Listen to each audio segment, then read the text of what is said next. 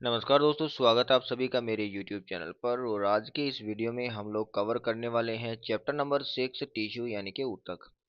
और इसके मेनली दो पोर्शन है, एक जंतु ऊतक वाला पोर्शन है और एक पादप ऊतक वाला पोर्शन है। अगर वीडियो लंबी नहीं खींचेगी तो हम लोग इसको दोनों को ही एक वीडियो में कवर करने का प्रयास करेंगे। और अगर वीडियो हमारी लंबी खींच जाती है तो हम लोग पादप ऊतक को अलग से पढ़ेंगे और जंतु ऊतक के लिए एक और वीडियो मैं बना दूंगा। वहां पे आप लोग इसका रिवीजन कर सकते हो। अगर चीजें पहले से समझ में आई हुई है तो अच्छी बात है, नहीं आई हुई है तो अब मेरे साथ साथ में इनका रिवीजन करते चलिए। और चलिए शुरू करते हैं। सबसे पहले ऊतक की परिभाषा। तो ऊतक की परिभाषा जो मैंने आपको कक्षा में बताई होगी वो ये होगी कि जो सेल होती है, सेल समझ गए, कोशिका, कोशिकाओं का ऐसा समूह, कोशिकाओं का ऐसा समूह जिनकी संरचना, ठीक है ना, कोशिकाओं का ऐसा समूह जिनकी संरचना, जिनका कार्य, संरचना और जिनका कार्य और जिनकी उत्पत्ति समान हो, जिनकी उत्पत्ति समान हो, ऐसे समूह को हम लोग क्या कहते हैं? ऊतक कहते हैं। कोशिकाओं का ऐसा समूह हो जिनकी संरचना, जिनके कार्य, जिनकी उत्पत्ति समान हो, उसे हम लोग क्या कहते हैं? उसे हम लोग ऊतक कहते हैं। ठीक है, अब देखिए यहाँ क्या लिखा हुआ है। बहुकोशिकीय जीवों में समान संरचना और कार्य करने वाली कोशिकाओं का समूह ऊतक कहलाता है। ऊतक बनने से जीव में कार्य का बंटवारा हो जाता है, जिससे जीवन क्रियाएं सरलता और कुशलता से संपन्न होती है।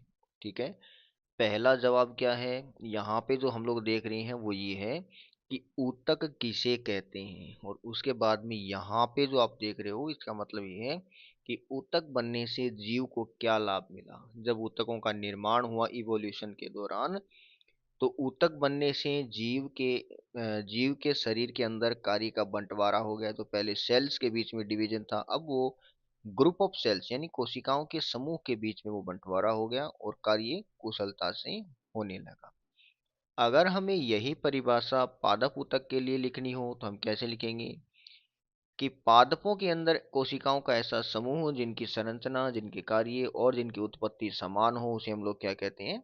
पादप ऊतक कहते हैं। यहाँ देखिए ऐसे ही एक परिभाषा बनाई है यहाँ पे कि पौधों में एक जैसे आकार और संरचना वाली कोशिकाओं का समूह जो मिलकर कोई विशेष कार्य करती हैं, पादप ऊतक कहलाती हैं।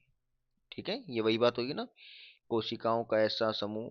तो वही बात हम पादपों के लिए बोल देंगे कि पादप कोशिकाओं का ऐसा समूह जिनकी संरचना, जिनके कार्य, जिनकी उत्पत्ति समान हो, उसे हम लोग क्या कहते हैं? उसे हम लोग पादप कोशिका कहते हैं। ठीक है, उसके बाद में हम देखेंगे कि पादप ऊतक की विशेषताएं क्या क्या हैं। तो पादप ऊतक की पहली विशेषता ये है कि पादप ऊतक कोशिकाओं का ऐसा समूह है जिनकी संरचना और कार्य लगभग समान होते हैं। ठीक है, ये हम लोग परिभाषा में ही देख चुके हैं कि पादप ऊतक की कोशिकाओं का जो समूह बनता है उनकी संरचना और कार्य लगभग समान होते हैं। ये ऊतक पौधों में विशिष्ट कार्य करते हैं, जैसे वृद्धि करना, सहारा देना, भोजन का निर्माण करना या परिवहन करना। ये विशिष्ट कार्य पादप ऊतकों के द्वारा करते हैं। ठीक है, तीसरा पॉइंट है यहाँ पे, यानी कि तीसरी विशेषता ये है कि इन ऊतकों की कोशिकाएं कोशिका भित्ति से घिरी रहती है। और हमें ये पता है कि वो कोशिका भित्ति किसकी बनी होती है?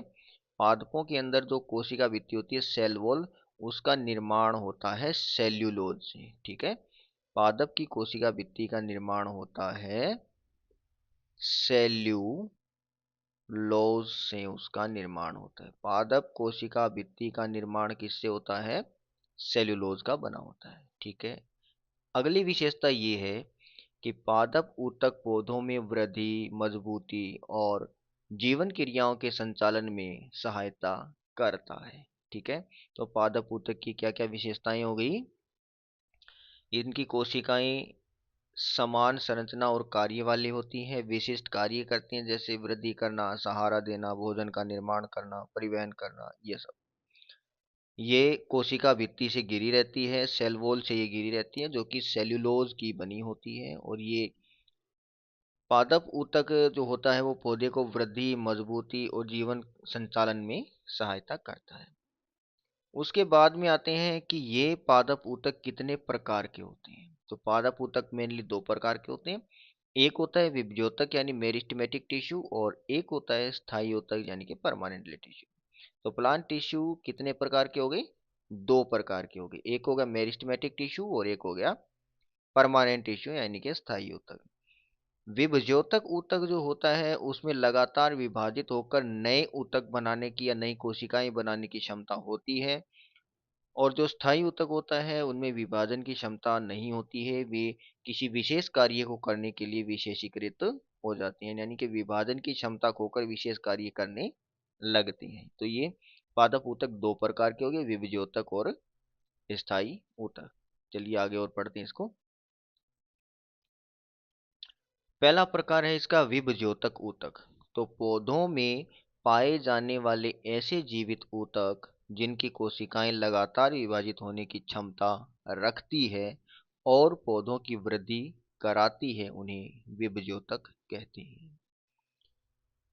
पादपों के अंदर ऐसे ऊतक जिनमें लगातार विभाजित होने की क्षमता होती है उसको विभज्योतक ऊतक या मेरिस्टेमेटिक टिश्यू बोला जाता है। इसकी विशेषताएं क्या क्या हैं? विभज्योतक ऊतक ऊतक की विशेषताएं क्या क्या हैं? पहली विशेषता ये है कि इनकी कोशिकाएं लगातार विभाजित तो होती रहती हैं। इनकी कोशिकाएं छोटी छोटी होती हैं, पतली भित्ति वाली होती हैं, और ये लगातार विभाजन की क्षमता रखती है। ये जीवित होती हैं, सक्रिय होने का मतलब ये जीवित होती है। इनके अंदर साइटोप्लाज्म अधिक मात्रा में पाया जाता है और बड़े नाभिक वाली ये कोशिकाएं होती हैं। यह मुख्यतः तना तथा या पत्तियों के आधार भाग में पाया जाता है। कौन? मेरिस्टेमेटिक टिश्यू यानी कि विभज्योतक ऊतक तना और पत्तियों के आधार भाग में पाया जाएगा और वहां पर वृद्धि करने में मदद करता है। कोशिकाओं में रिक्तिकाएं बहुत कम होती है या नहीं होती है? वैसे हम लोगों को पता है कि जो पादप कोशिकाएं होती है उनमें रिक्तिकाएं बड़ी बड़ी पाई जाती है, लेकिन पादपों के अंदर विभज्योतक ऊतक एक ऐसा ऊतक है जिनमें रिक्तिकाएं या तो नहीं पाई जाएंगी या फिर अल्प विकसित होगी या अविकसित होगी। ये नई कोशिकाएं बनाकर पौधों के विभिन्न हिस्सों में लंबाई, मोटाई और नई शाखाओं की वृद्धि कराते हैं। ठीक है। अगला इसकी विशेषता ये है कि विभज्योतक ऊतक आगे चलकर स्थायी ऊतक में बदल जाता है। ये हम पहले से ही जानते हैं कि जब विभज्योतक ऊतक की कोशिकाएं अपने विभाजन की क्षमता को खो करके किसी विशेष कार्य को करने लग जाती हैं तो उसे हम लोग कहते हैं कि ये परमानेंट टिश्यू बन गया है, यानी ये स्थायी ऊतक का निर्माण हो चुका है। विभज्योतक ऊतक तीन प्रकार का होता है। तो विभज्योतक ऊतक मुख्यतः तीन प्रकार का होता है। सबसे पहला है शीर्षस्थ विभज्योतक। शीर्षस्थ के नाम से अपने को पता है कि ये शीर्ष पर पाया जाने वाला विभज्योतक होगा। तो देखिए यहाँ से कि यह पौधों के शीर्ष भागों पर पाए जाते हैं और पौधों की लंबाई में वृद्धि के लिए जिम्मेदार होते हैं। तो अगर आपसे पूछ ले कि पौधों में वृद्धि के लिए कौन जिम्मेदार है, तो विभज्योतक ऊतक। और पोतक ऊतक में से भी कौन सा विभज्योतक उत्तरदायी है? शीर्षस्थ विभज्योतक उत्तरदायी है पौधों की लंबाई में वृद्धि के लिए। चलिए नेक्स्ट पेज पे चलते हैं, इसमें इतना ही है अभी यहाँ पे। अगला है अंतरकालिक विभज्योतक या इंटरकैलरी मेरिस्टेमेटिक टिश्यू। इंटरकैलरी या अंतरकालिक जो विभज्योतक होता है, इसके नाम से ही पता है कि ये कहीं बीच बीच में पाया जाएगा। इंटर का मतलब बीच में। पौधों के बीच के भागों में जैसे कि तना, पत्तियों के आधार भाग में ये पाया जाता है और पत्तियों या शाखाओं की वृद्धि में ये सहायक होता है। तीसरा है पार्श्व विभज्योतक। तो पार्श्व विभज्योतक पौधों के पार्श्व भागों में पाए जाते हैं और पौधों की मोटाई में वृद्धि के लिए जिम्मेदार होते हैं। ये हो गया हमारा विभज्योतक ऊतक। तो यहाँ पे देखिए ये जो चित्र यहाँ पे मैंने लगाया हुआ है ये आपकी एनसीईआरटी बुक से ही लिया गया है। ऊपर जो शीर्ष में है उसको शीर्षस्थ विभज्योतक कहेंगे, जो पार्श्व में है उसको पार्श्व विभज्योतक उसको बोलेंगे, और जो बीच बीच में छूट गया है उनको बोलेंगे अंतर्विष्ट या अंतरकालिक, इंटरकैलरी मेरिस्टेमेटिक टिश्यू। मेरिस्टेमेटिक यानी विभज्योतक के बाद में दूसरा जो टिश्यू हमें पता है उसका नाम है स्थायी ऊतक या परमानेंट टिश्यू। तो ऐसा टिश्यू जो कि परमानेंट हो गया है, यानी अपने विभाजन की क्षमता वो खो चुका है, ऐसे ऊतक को हम लोग कहते हैं परमानेंट टिश्यू या स्थायी ऊतक। जब विभजोतक ऊतक की कोशिकाएं विभाजन की क्षमता खो देती हैं और किसी विशेष कार्य के लिए स्थायी रूप में ढल जाती है, तब उन्हें स्थायी ऊतक कहते हैं। और स्थायी ऊतक की विशेषता ये है कि कोशिका विभाजन की क्षमता खो देती है और ये किसी विशेष कार्य में विशेष हो जाती है, यानी कोई विशेष कार्य करने लग जाती हैं, जैसे कि पौधे को सहारा देना, भोजन का निर्माण करना, भोजन का भंडारण करना, जल व खनिज लवणों का परिवहन करना। ये सारे काम स्थायी ऊतक करता है, जो कि पौधे के जीवन यापन के लिए अनिवार्य होता है, और इनकी कोशिकाओं में विभाजन की क्षमता नहीं होती है। किसमें? स्थायी ऊतक की कोशिकाओं में। कुछ स्थायी ऊतक की कोशिकाएं जीवित होती है, जबकि ज्यादातर तो मृत ही होती है। पेरेन्काइमा, कोलेनकाइमा आदि की कोशिकाएं जीवित होती हैं और स्क्लेरेनकाइमा की कोशिकाएं मृत होती हैं। अगला पॉइंट है हमारा यहाँ पे कि स्थायी ऊतक की कोशिका की भित्ति मोटी या पतली हो सकती है। वो किस प्रकार होती है वो अभी हम लोग देखेंगे। जो पेरेन्काइमा, कोलेनकाइमा, स्क्लेरेनकाइमा देखेंगे तो किसकी मोटी है, किसकी किनारों पे मोटी है, किसी की पतली भित्ति है, वो सारी चीजें हम लोग इनको जब पढ़ेंगे तभी अभी आगे आने ही वाली है। कोशिकाओं के बीच कभी कभी अंतर कोशिकीय स्थान भी पाया जाता है। ये दो कोशिकाओं के बीच में जो स्थान पाया जाता है उसको इंटरसेलुलर स्पेस बोला जाता है, या अंतर कोशिकीय स्थान उसको बोला जाता है। फिर है स्थायी ऊतक के प्रकार। तो स्थायी ऊतक दो प्रकार का होता है, एक होता है सरल स्थायी ऊतक और दूसरा होता है जटिल स्थायी ऊतक। सरल स्थायी ऊतक वो ऊतक होता है जिसमें केवल एक ही प्रकार की कोशिकाएं पाई जाती हैं और सभी कोशिकाओं का आकार और बनावट का और कार्य एक समान होता है, जिनका मुख्य काम होगा भोजन का संग्रहण करना, पौधे को सहारा देना और मजबूती देना। तो सरल स्थायी ऊतक की कोशिकाएं एक ही प्रकार की होती हैं, उनका आकार एक जैसा होता है, उनकी बनावट एक जैसी होती है, उनके कार्य समान होते हैं। भोजन का संग्रहण करना, पौधे को सहारा देना और मजबूती देने का काम सरल स्थायी ऊतक करता है। सरल स्थायी ऊतक भी दो प्रकार का होता है, एक होता है पैरेन्काइमा और एक होता है सरल स्थायी ऊतक मेनली तीन प्रकार का होता है, पैरेन्काइमा, कोलेनकाइमा और स्क्लेरेनकाइमा। ये जो चित्र है ये आपकी बुक का ही है, आपकी जो एनसीईआरटी बुक है वहीं से इस चित्र को मैंने यहाँ पे लिया हुआ है। तो देखिए, जो पैरेन्काइमा ऊतक है, जो पैरेन्काइमा ऊतक है उसकी कोशिकाएं जीवित होती हैं। इधर कर लेता हूँ थोड़ा सा। पैरेन्काइमा ऊतक की कोशिकाएं जीवित होती हैं, इनकी कोशिका भित्ति पतली होती है, ये गोल आकार की होती है या अंडे के आकार की होती है, और इनकी कोशिकाओं के बीच में इंटरसेलुलर स्पेस भी पाया जाता है। अब इसका कार्य क्या है वो अगले पेज पर देखेंगे, हम लोग देखने हैं इनके कार्य। तो इसका पहला कार्य है भोजन और पानी का संग्रहण करना। पैरेन्काइमा जो है वो भोजन और पानी के संग्रहण में अपनी भूमिका निभाता है। कोशिकाओं में यदि क्लोरोप्लास्ट मौजूद हो, किनमें? पैरेन्काइमा की कोशिकाओं में यदि क्लोरोप्लास्ट मौजूद हो तो इसे हम लोग कहते हैं क्लोरेनकाइमा। अगर पैरेन्काइमा ऊतक की कोशिकाओं में क्लोरोप्लास्ट उपस्थित हो तो उसको क्लोरेनकाइमा बोलते हैं। और अगर इनके अंदर, यानी कि पैरेन्काइमा का एक विशेष प्रकार है जिसमें बड़ी हवा की जगह होती है, जो जल पौधे जो जल में जो इसको ऐसे समझो, देखो, जो पैरेन्काइमा ऊतक होता है उनके अंदर एक विशेष प्रकार की कोशिकाएं पाई जाती है जो जलीय पादपों में पाई जाएगी और उनको तैरने में वो मदद करती है। वो क्या होती है? कोशिकाओं के बीच में हवा वाली खाली जगह होती है।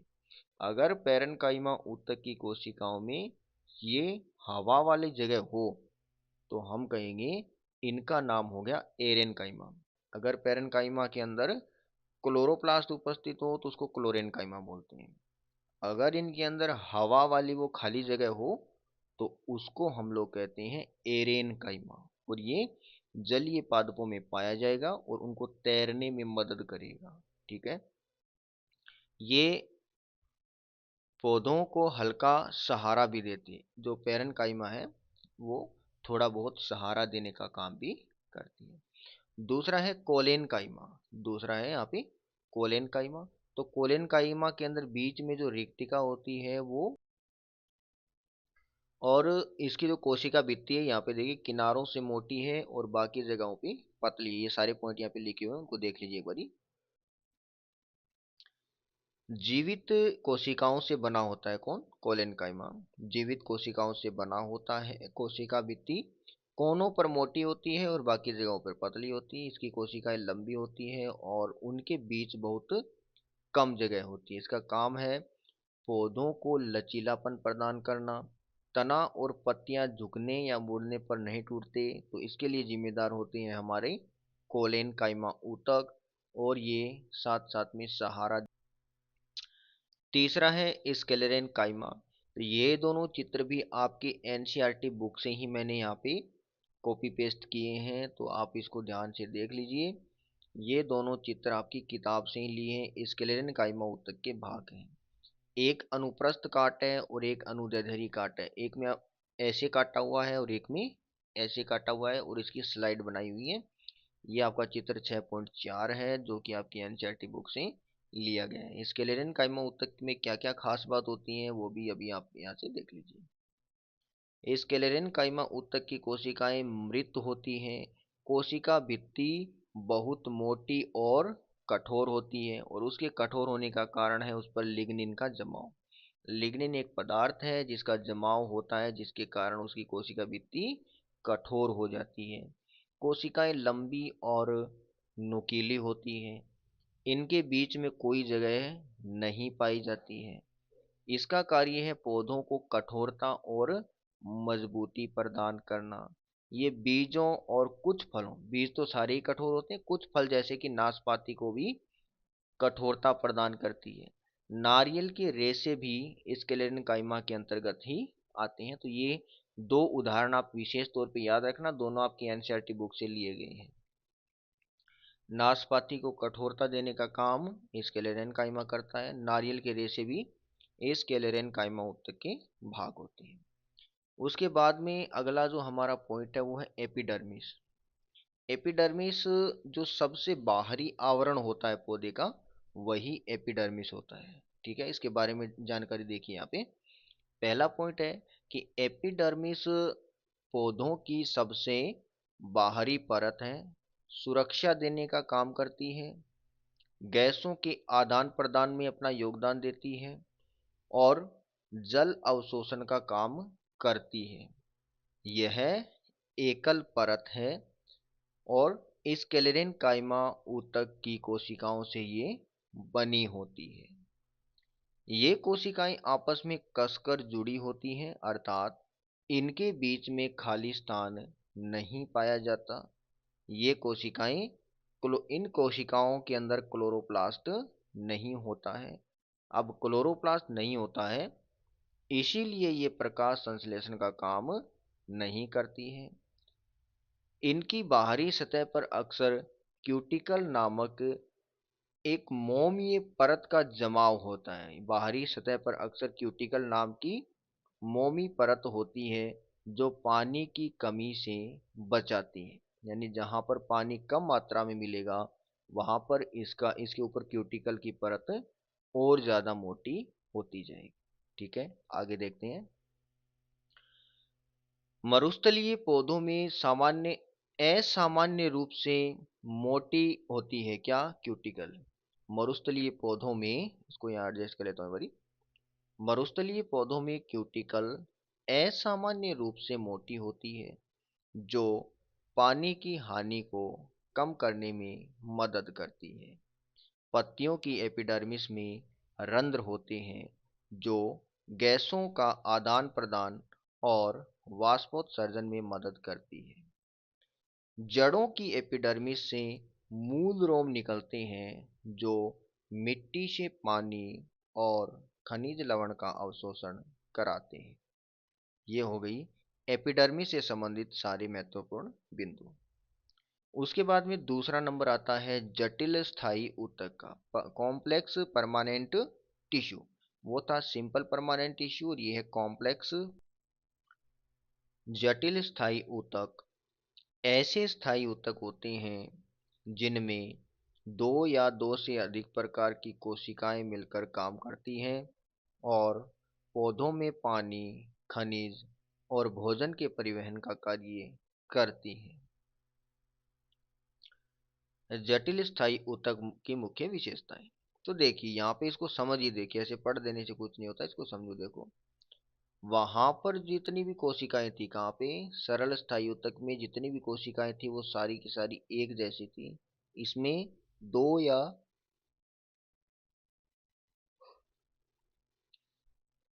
इसमें दो या दो से अधिक प्रकार की कोशिकाएं मिलके इस ऊतक का निर्माण कर रही हैं। ये पानी, खनिज और भोजन के परिवहन में अपना योगदान देती हैं। इसकी मुख्य विशेषताएं क्या है? ये ऊतक स्थायी होते हैं, यानी इनमें विभाजन की क्षमता नहीं होती है। इनकी कोशिकाएं विशेष कार्य के लिए विभेदित हो जाती है। माने एक होता है विभाजन और एक होता है विभेदन। विभाजन में एक कोशिका नई कोशिका को जन्म देती है। विभेदन में कोशिका रूपांतरित होकर के नई कोशिका विभेदन में कोशिका रूपांतरित होकर के किसी विशेष कार्य को करने लग जाती है। इनकी कोशिकाएं आपस में मिलकर एक परिवहन प्रणाली का निर्माण करती हैं और इसका मुख्य कार्य है पौधों में जल, खनिज, लवण और भोजन का परिवहन करना। जटिल स्थायी ऊतक के प्रकार। पहला है जाइलम, और जाइलम को हिंदी में सत्व वाहिनी बोला जाता है। जाइलम को हिंदी में क्या बोलते हैं? सत्व वाहिनी। ये हिंदी वाला आपको याद नहीं रखना है, आप चाहो तो केवल इंग्लिश वाला याद रख सकते हो, क्योंकि आपके एग्जाम में जो क्वेश्चन आएगा वो ऐसा ही लिखा हुआ आएगा। या तो XYLEM जाइलम इस प्रकार से इसकी स्पेलिंग लिखी हुई आपको मिल जाएगी, और अगर इस प्रकार से लिखा हुआ नहीं दिखता है तो आपको हिंदी में जाइलम लिखा हुआ मिलेगा। ठीक है, लेकिन जानकारी के लिए आपको पता होना चाहिए कि जाइलम को हिंदी में क्या बोलते हैं? सत्व वाहिनी। जाइलम ऐसे जटिल स्थायी ऊतक हैं जो जड़ों से पत्तियों तक पानी और खनिज लवण का परिवहन कराते हैं और पौधों को सहारा तथा मजबूती प्रदान करते हैं। इनकी कोशिकाएं लंबी होती हैं, पतली होती हैं और मृत होती हैं। जड़ों से पत्तियों तक पानी और खनिज लवण पहुंचाने का काम इसी की कोशिकाएं करती है। ये जल और खनिज का भंडारण भी करते हैं। दूसरा है सूत्रवाहिनी यानी कि फ्लोएम। तो सूत्रवाहिनी यानी कि फ्लोएम, सूत्रवाहिनी वह जटिल स्थायी ऊतक है जो पत्तियों में सूत्रवाहिनी वह जटिल स्थायी ऊतक है जो पत्तियों में बनने वाले भोजन को पौधों के अन्य भागों में पहुंचाती है, अर्थात यह पौधों में भोजन का परिवहन करती है। फ्लोएम भी आगे चार प्रकार की कोशिकाओं से मिलकर बना होता है। पहला है शीव ट्यूब या शीव नलिका। शीव नलिका एक लंबी नलिकाकार कोशिकाएं हैं जो भोजन का परिवहन कराती हैं, और ये जीवित कोशिकाएं होती है। ध्यान रखिए, स्थायी ऊतक के अंदर ये जीवित कोशिकाएं हैं। कौन सी? शीव ट्यूब। दूसरी है सहायक कोशिकाएं। ये शीव ट्यूब को सहारा और नियंत्रण देने का काम करती हैं, और ये भी जीवित कोशिकाएं हैं। नंबर 3 है फ्लोएम फाइबर। तो फ्लोएम फाइबर सहारा देने वाली मजबूत कोशिकाएं हैं। ये सामान्यतः मृत होती हैं या फिर कठोर कोशिकाएं होती हैं। यहाँ पे तीन अपने हैं, और तीन में से दो जीवित हैं और एक मृत है। उसके बाद में एक और है, उसको भी देखेंगे। हाँ, फ्लोएम पैरेन्काइमा। फ्लोएम पैरेन्काइमा जीवित ऊतक होते हैं और ये भोजन का भंडारण करने का काम करते हैं। तो फ्लोएम पैरेन्काइमा भोजन भंडारित करती हैं और ये जीवित कोशिकाएं होती हैं। ठीक है, ये हो गया हमारा पादप ऊतक। अभी वीडियो थोड़ा सा लंबा खींच रहा है, इसलिए मैं इसको यहीं पे रोक रहा हूँ। ये आगे वाला जो पोर्शन है जंतु ऊतक, इसको किसी दूसरे वीडियो में देखेंगे। इसके लिए अलग से एक और वीडियो मैं बना दूंगा और इसी के साथ में अटैच कर दूंगा। जब एक को खोलोगे तो दूसरा इसके साथ में खुल जाएगा। ठीक है, ये वाले नोट्स अगर आप लोगों को चाहिए तो कमेंट करना, मैं उसका लिंक आपको नीचे डिस्क्रिप्शन में दे दूंगा। अपना वो जो MUNDWALSIR वाली वेबसाइट है उसके ऊपर ये सारे के सारे एज इट इज़ नोट्स आपको मिल जाएंगे। जिनके पास नोट्स नहीं है वो कमेंट कर सकता है।